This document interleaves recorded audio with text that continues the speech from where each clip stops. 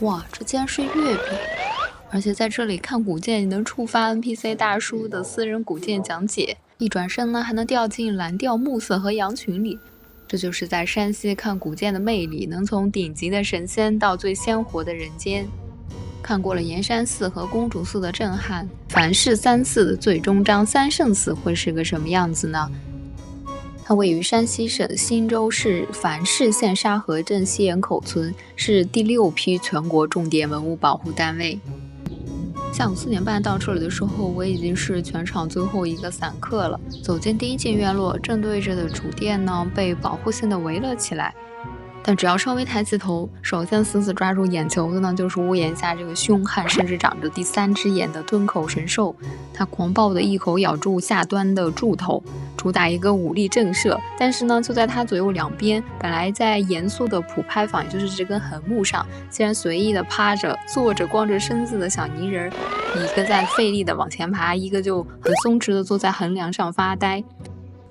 再往两侧配殿看呢，屋檐下同样爬满了各种野生又放飞自我的小造型，主打一个严肃与松弛的反差。正当我还在想这大殿门也不开，我到底要来看什么的时候，转头呢就看见一位文保员大叔坐在西配殿的台阶上，他就像这个资深的蛛丝 NPC。见我的第一句话就是你从哪儿来的？云南的大漠西山也不太多啊，反正就西南那边来的少。反正上一下去过各地哪里。挺有意思的。后来我才反应过来，大叔这简直像在玩一种线下实景地图的点亮游戏。他每天守在庙里呢，就像收集成就碎片一样，盘点着全国各地的访客。不过遗憾的是，当我说我来自山西之后，大叔显然没有抽中他渴望的稀有卡，因为到目前为止，他的地图册里还差一个极其难刷出的贵州游客。没能帮大叔点亮地图呢，但却幸运地获得了他的 VIP 私人导览。大叔带我逛了配殿的奶奶庙，还给我详细的介绍。逛到马王殿的时候，看着眼前这个塑像呢，才发现我对这个大佬的设定竟然只有一句俗语的印象，不给你点厉害看看，你都不知道马王爷有几只眼。于是我就问刚刚那位大叔，希望他能够给我讲讲什么隐藏的剧情。结果大叔也只是反问我，马王爷有3只眼，你不知道吗？但是这种好奇呢，也想看看马王爷究竟是什么来历。在古代，马就是当时昂贵的核心资产，所以这个时候的马王爷呢，就主打一个保佑战马和牲畜繁衍的农业军事守护神的设定。后来随着发展呢，又融合了道教和著名的护法神将华光大帝，就形成了第2个版本。华光大帝呢，在神话设定里是暴躁的火神，所以马王爷除了管马，还跨界接管了这项重要的消防业务。当然，在搜索华光大帝的时候，还出现了另外一个关键词，叫南游记。我以前只听过西游记，没想到还有东南北游记。而华光大帝呢，正好是明代畅销的爽文《南游记》的男主，他也曾经一生反骨，大闹3界，甚至还和孙悟空打过架。关于这第3只眼的设定呢，是它不仅能够明察秋毫，还能够看穿一切善恶和妖魔鬼怪。看着眼前这位在北方乡野里粗犷怒目圆睁的硬核塑像的造型，绝对想不到这2年全网爆火的在福建游神里迷倒万千网友，颜值逆天的华光世子就是这位3眼大爷的亲儿子。哎呦，这个拍出来还金光闪闪的感觉。过殿正面的南门没开，大叔呢就带我绕到后面的北门进来了。按照原来的建筑动线呢，应该是从南门进，拜完主神，再从北门离开。但是因为我是从后门进来的，原本用来送行的菩萨呢，就变成了第一眼迎接我的神明。逛了几个寺庙之后，发现在过殿里呢，都是南边一尊主神，北面呢还有一尊倒座，也就是面朝北的观音。为什么这么设计呢？关于这个倒座呢，其实民间有一副流传还挺广的对联，叫问观音为何倒座，叹众生不肯回头。在这个局促的过殿里呢，既然众生都要步履不停的去赶往下一个名利场，不肯回头，那他就干脆转过身来，在这条必经之路上安静的注视着你。就在我还在感慨菩萨塑像原来的光彩时，大叔得意的指了指背后悬塑的角落。那是《西游记》的故事，有比较给《西游记》故事了，看到是造个砂锅烧、猪八戒啊，对，还造。这座地藏殿呢是明代的建筑，而在明代《西游记》已经是全社会国民大爆款。当然，这些小塑像呢谈不上精美，但你不得不感慨古代乡野生猛、包容的创造力，让所谓的正统信仰和世俗的顶流完成了意想不到的碰撞。要求要不要玩耍下棋的意思啊，还有一些世俗场景。哎，就是这个就是意思就是搞字面为鬼门关，就是搞鬼门关，搞过那边。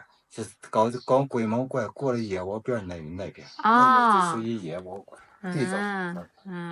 还整了个小门儿。那边也有一个门。过了字面，它就是地藏菩萨的佛法，它是地藏王、地藏菩萨。跟着大叔的指引呢，终于看到了这座过殿的主神地藏王菩萨。习惯了之前寺庙里那些华丽的佛像，第一眼看到的时候，我觉得他过于朴素，一身和尚的打扮。但在中国的神仙宇宙里，这位可是背负着全天庭最变态的 KPI 的狠角色。那句著名的“地狱不空，誓不成佛”就是他立下的职场军令状。但是这个塑像的面部比例和神态呢，就是有一种违和感。因为他原来精美的头部也被残忍的倒割，现在看到的是后来补塑。一旦你的视线从人物这张脸上稍微离开，他那身后反腐的火焰般的背光和底层重工的须弥座，就会以恐怖的视觉密度将你彻底包裹。底部的须弥座呢，还藏着神兽图鉴，中间呢是地藏王菩萨专属的坐骑谛听，而两侧呢还有带着翅膀的飞龙。但更有趣的八卦设定呢，还是藏在他身边的这两个侍者身上。明公啊，一个明公，一个道明，一个道明他就是父子两个，这个他是父，那个是他的儿子，就是说这个是他老，因为啥那个就跟道明，道明。先他儿子出家出的早，然后他儿子出了家，他最后又出的家，一个叫道明，一个叫明公，一个叫明公，一个叫道明。他就是父子。听完大叔盘的敏公和道明这个魔幻的父子间师徒的角色反转呢，再看道明和尚的彩塑华服，这些立体的金色边缘和繁复的花纹，能感受到这位带资进组的富二代和尚，他的服化道呢有多么的夸张。工匠们用烧钱的立粉贴金，硬是把普通的黄土逼出了这些真丝织锦的奢华感。这还有壁画呢。壁画两面壁画，它就是十殿阎王，那面它就是黄黑儿佛、观世音菩萨的故事字面它就是判官的故事。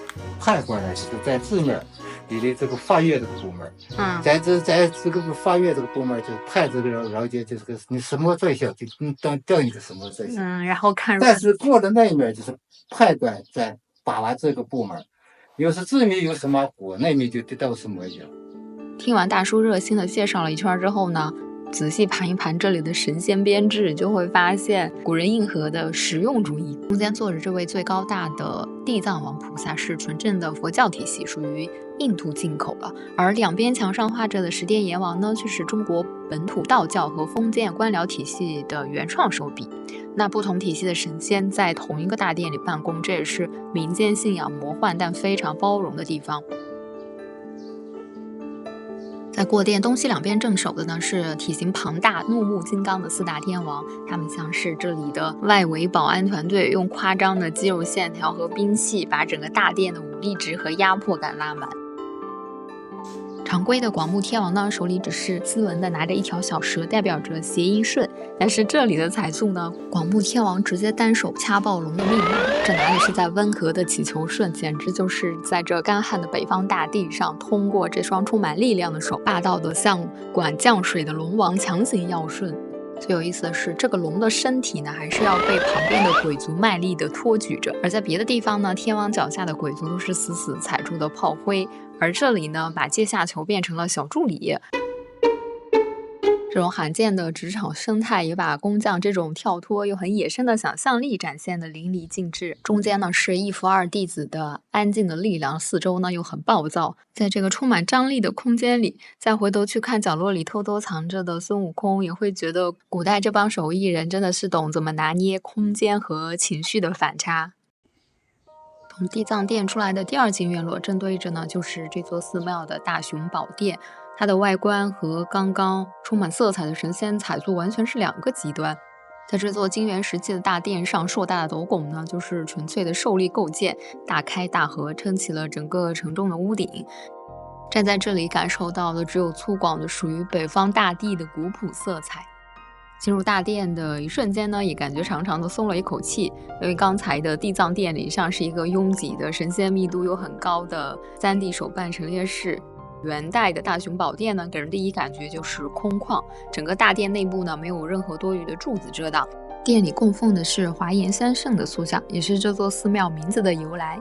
四面墙壁上是清代的壁画，北边的墙壁上并不是平日慈眉善目的神仙，反而是都个个顶着一张暴怒的，甚至有点像反派的脸。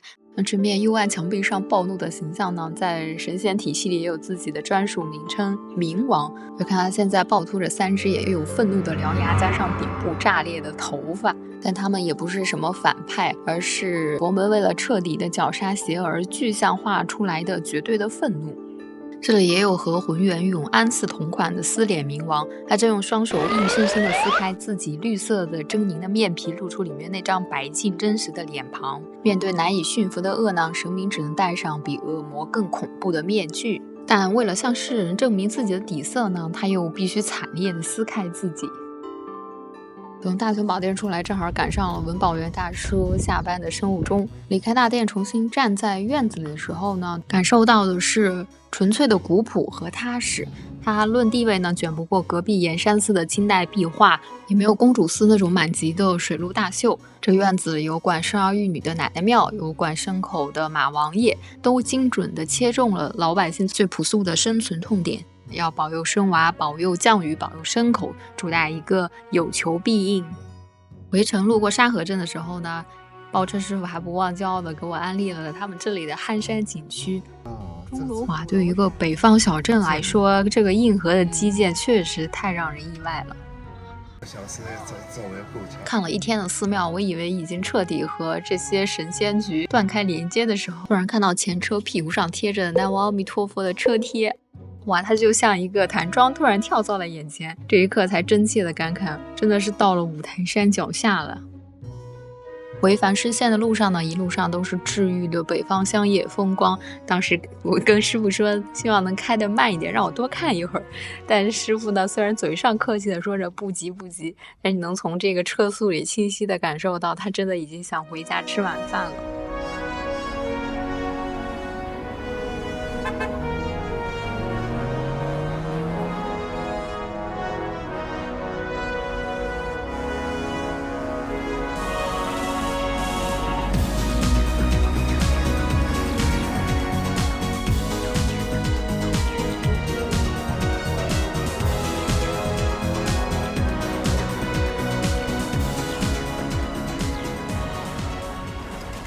回到繁市县城，让师傅把我放在了一个公园里。看这个路又很长，我还没走到。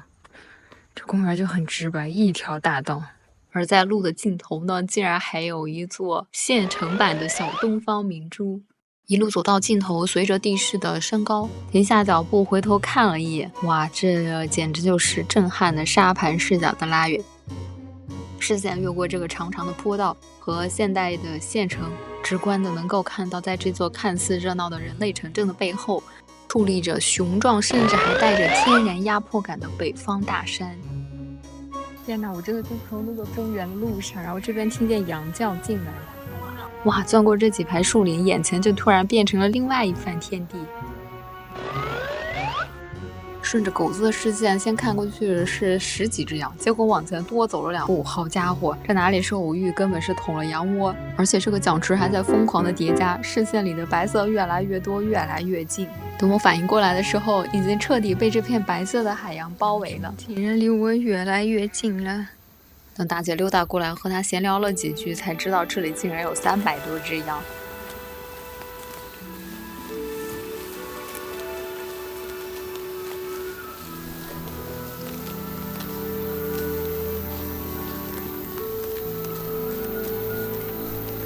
随着天色变暗呢，这群羊就像退潮的流体一样，向着远方慢慢的退去了。渐渐融化在暗绿色的夜幕里。